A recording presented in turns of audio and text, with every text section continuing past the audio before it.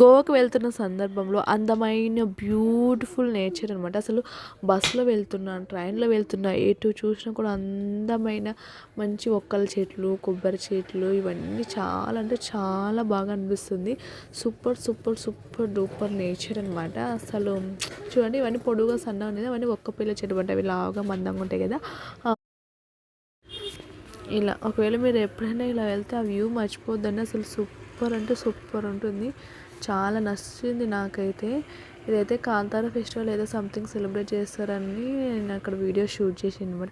ఇవన్నీ ఒక్క పిల్ల చెట్లు చూడండి, మొత్తం అసలు చాలా చెట్లు నేను తెలుసు. అసలు వాటి మధ్యలో పోతుంటే నిజంగానే అసలు ఆ ప్లేస్ మాకు మళ్ళీ మేము ఎప్పుడు అటువైపు ట్రావెల్ చేస్తామో, ఎప్పుడు మళ్ళీ అటు వెళ్తామో అనిపించింది.